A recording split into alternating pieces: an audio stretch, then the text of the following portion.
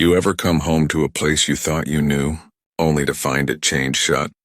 That's what happened to me. 3 years ago, I left the Colorado mountains to take care of my mother, same land my great-grandfather claimed in 1923.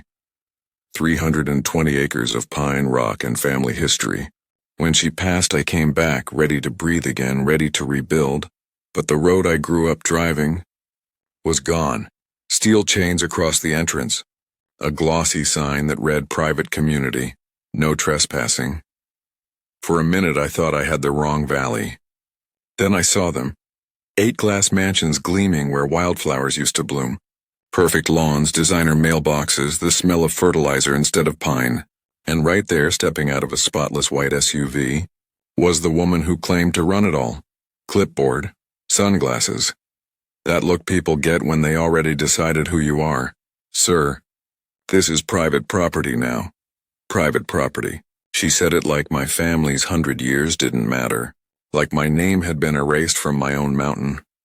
What she didn't know is that this wasn't just land. It was legacy, and I wasn't about to let anyone fence that off.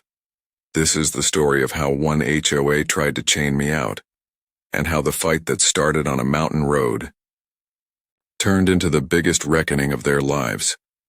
My name's Declan Deck Forrester, 48, born in the mountains of Colorado. I've spent most of my life working oil rigs from Texas to North Dakota, the kind of job that stains your hands black and breaks your back before you hit 50. Every dollar I made went into my mom's care when Alzheimer's started stealing her memories. 3 years passed before I could finally come home, to breathe that pine air again, walk the same road my great-grandfather carved through the ridge back in 1923.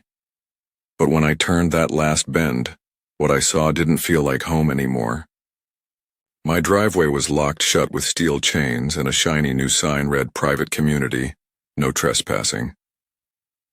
8 glass mansions now sat where wildflowers used to grow, and standing there in designer boots, clipboard in hand, was Vivian Ashworth, the self-appointed queen of something called Pine Ridge Estates. She looked me up and down and said I was trespassing on private property. I told her this was Forester land, long before her luxury SUVs ever touched the gravel. Her smile froze and she handed me a thick manila envelope. 47 violations, $73,000 in fines, 500 more each day until I complied. At the courthouse, Clerk Jolene Carpenter confirmed what I already suspected. I'd never signed their covenants. Legally, they had no claim. That's when it hit me. My family's 100-year legacy wasn't just land anymore. It was a battlefield. It didn't take long for the next move. 2 mornings after that first run-in, I was drinking coffee on the porch when I heard engines climbing the hill. 3 SUVs, spotless and identical, rolling slow like a parade that thought it owned the place. Out steps Vivian again. Same white Range Rover. Same perfume cutting through the mountain air. This time flanked by 3 clipboard carriers she called her Architectural Review Committee. Without asking, they started snapping photos of my cabin, my truck, even my woodpile. Vivian read off a line about Section 4.7 authorizing inspections for covenant compliance. I told her what I'd already told the clerk. I never signed your covenants. You have no authority here. They left with polite smiles and plenty of pictures. The next morning my mailbox looked like a paper explosion. 14 new violation notices.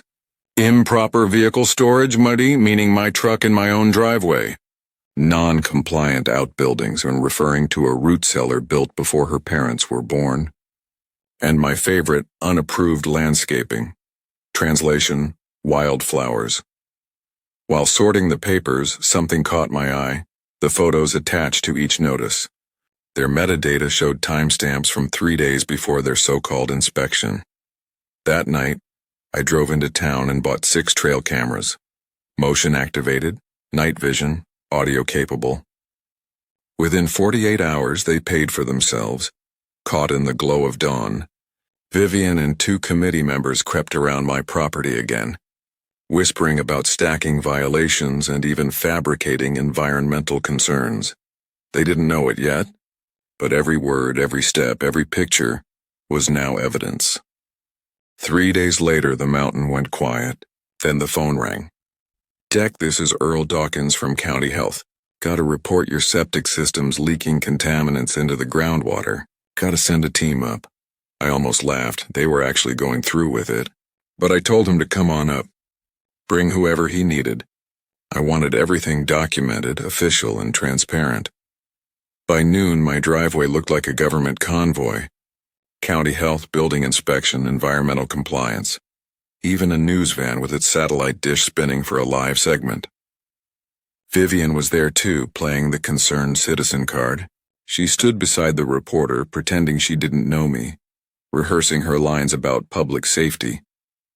I walked over calmly and showed the reporter my phone. "Before you roll that camera," I said, "you might want to see who's been trespassing on my property taking staged photos." I played the trail cam video, Vivian and her committee whispering about false contamination claims. From that moment, the mood changed. The officials tested everything: soil, water, structure. They took readings, samples, photos. Earl's expression told the story before the results did. "Deck, your system's cleaner than most new installs." The building inspector shook his head. "This cabin's solid steel and granite. Whoever filed these reports was lying." By the end of the day, the officials packed up with nothing to cite. The only thing contaminated up here was their paperwork. As the convoy left, I saw the reporter lower her camera and look back at me. The kind of look that says, "The story isn't what we were told." The truth was finally turning. For a few quiet days, it almost felt like the storm had passed. Then one morning, my lights flickered and died. No outage in the valley, no storm, no damage, just silence. When I called the electric company, the automated message nearly made me laugh out loud. "Service has been suspended pending HOA safety approval." HOA approval for my own power. By noon, a courier arrived. Tailored suit, mirrored sunglasses, briefcase like he was hand-delivering justice. Inside, a letter from Ashworth, Sterling and Associates demanding $250,000 in damages. They accused me of devaluing community property and interfering with business relations. I read the whole thing twice. Then I saw the signature, Rex Sterling, senior partner. Husband to Vivian Ashworth. The conflict of interest was louder than my dead generator, and they dated the damages from January. Months before I'd even come home. Sloppy. That night I drove to the county library, the only place where the Wi-Fi still worked.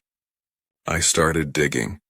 Public filings, development permits, land records. Vivian Ashworth's name kept showing up. Texas, Florida, Arizona. Every time tied to fast-tracked HOAs, harassment complaints, and property disputes that ended in forced sales. But when I pulled my own deed and the original 1923 homestead patent, I found something even bigger. My family hadn't just owned the surface. They'd kept the mineral rights and a perpetual access easement underneath the entire valley. Every mansion, every square foot of Pine Ridge Estate sat on land my family still legally controlled beneath the surface. Vivian thought this was about rules and fines. She had no idea she'd built her empire on my ground. Literally. It started with footsteps in the gravel. Just past midnight, the mountain was quiet. No wind, no coyotes, just the low hum of the forest. Then I heard it crunch, pause, crunch again. 3 silhouettes near my shed, moving slow, carrying something metallic that caught the moonlight. My trail cameras were already rolling. When the first can of gasoline hit the ground, I knew this wasn't a scare tactic. They were setting up. 3 figures, ski masks, gloves, and what looked like a bag of road flares and timers. I stepped onto the porch, rifle visible but pointed down. My voice stayed even. "Evening, folks. You're trespassing. I'm counting to 10, then I'm calling the sheriff." They ran before I hit 5. Sheriff Martinez arrived 20 minutes later. He photographed everything, the gas cans, the spray paint, the timing device. Then I showed him the trail cam footage. His expression said it all. Deck, this isn't vandalism. This is arson and conspiracy. The next day, Martinez called back. You should know. The FBI's been asking questions about property fraud in Colorado. Seems your situation fits a pattern. That's when it clicked. This wasn't just a local feud or a power-hungry HOA. It was part of something bigger. Organized harassment tied to money, development, and greed. So I did what I'd been doing all along, documented, saved, and stayed patient. Let them keep making mistakes. They thought they were scaring me off. But all they'd done was light a fire I wasn't planning to put out. The morning after the arson attempt, I drove down to Colorado Springs to meet a woman whose name kept coming up. Roxanne Blackwood, property rights attorney. Her office didn't look like money. It looked like work. Legal books stacked to the ceiling, coffee stains on case files, and a quiet focus that said she actually cared about results. I told her everything. The trespass footage, the fake environmental reports, the HOA's threats, and the family mineral rights I'd uncovered in the archives. She listened without interrupting, then smiled like someone who'd just spotted the missing puzzle piece. Her research team pulled records from federal archives. The 1923 homestead patent didn't stop at my 320 acres. It covered 1,180 acres of mineral rights under the entire valley. The very foundations of those new mansions sat on what my great-grandfather still legally owned beneath the surface. And according to federal law, developers must notify the mineral rights holder before any surface construction begins. None of them had. Then came the financial trail. Roxanne's forensic accountant traced $2.8 million in HOA fees and special assessments. Only $800,000 was spent on legitimate expenses. The rest? Funneled through shell companies tied to Vivian Ashworth, her husband Rex Sterling, and 2 other board members. Roxanne called it what it was: fraud, embezzlement, and illegal permitting. She reached out to the federal task force already investigating multi-state property scams. For the first time since I'd come home, I wasn't playing defense anymore. The mountain had turned quiet again, not because the fight was over, but because the storm was finally on my side. Roxanne didn't waste time. Within a week, my cabin turned into mission control. She brought in a small team: Marcus Chen, an environmental attorney, Sarah Martinez, a financial crime specialist, and Jake Morrison, a former FBI investigator who knew how fraud networks breathe. On her wall, they built a map of 5 states: Texas, Florida, Arizona, New Mexico, Colorado. Every pin marked the same pattern: shell companies buying cheap land, fast-tracked permits, HOAs forming overnight, and legacy owners bullied until they sold. Pine Ridge was just one piece of a larger machine. Marcus dug into the environmental side. Satellite imagery showed illegal grading, construction inside flood zones, and chemical runoff sliding straight into protected creeks. He filed an EPA complaint the same day. Sarah traced HOA finances and filed a civil RICO suit naming Vivian Ashworth, Rex Sterling, and 12 associates across state lines, demanding triple damages and full restitution. Jake started building what he called a community intelligence network. 4 original residents still had years of documentation: letters, photos, fines, threats. 3 newer homeowners realized they'd bought property with clouded titles. One by one they joined us, forming a wall of witnesses. Roxanne's first legal strike was bold: an emergency injunction freezing every HOA action until mineral rights notification violations were addressed. She smiled when she filed it. Let's see them enforce fines now. For the first time, the balance shifted. The people who'd spent years weaponizing paperwork were about to be buried under their own. The morning it all broke loose, the mountain sounded different. Low hums in the distance. Not thunder, not trucks. Helicopters. By 8 a.m., Pine Ridge Estates looked less like a gated community and more like a federal operation. FBI vehicles lined the roads. IRS criminal investigation vans blocked driveways, and EPA agents in windbreakers moved through front lawns collecting soil samples. The air smelled like pine, diesel, and justice. From my porch, I watched them work. Sheriff Martinez coordinated with Agent Patricia Reeves from the Federal Task Force. They moved fast: computers, hard drives, financial ledgers, even HOA meeting minutes boxed and tagged for evidence. Rex Sterling, Vivian's husband and the HOA's legal hammer, tried to slip confidential files into his car before sunrise. Federal agents caught him halfway down the driveway. Obstruction of justice, they said. By midday, the scale of it became clear. The Colorado branch was just one piece of a multi-state fraud network. Dozens of families forced out, millions laundered through shell companies, and false environmental complaints filed in 4 different states. Jake, our investigator, confirmed the link between the earlier arson attempt and a private security firm tied to Vivian's network. One of the suspects flipped instantly, admitting they'd been paid to intimidate holdouts. As the news vans arrived, Vivian tried her usual performance, calling it government overreach and claiming she was the real victim. But this time nobody bought it. For years she'd hidden behind bylaws and bureaucracy. Now she was surrounded by agencies she couldn't bully. The mountain was finally echoing with the sound of accountability. You can tell when people like Vivian realize the game's over. The voice cracks, the rushed interviews, the desperate headlines. She went from Queen of Pine Ridge to a runaway in less than a week.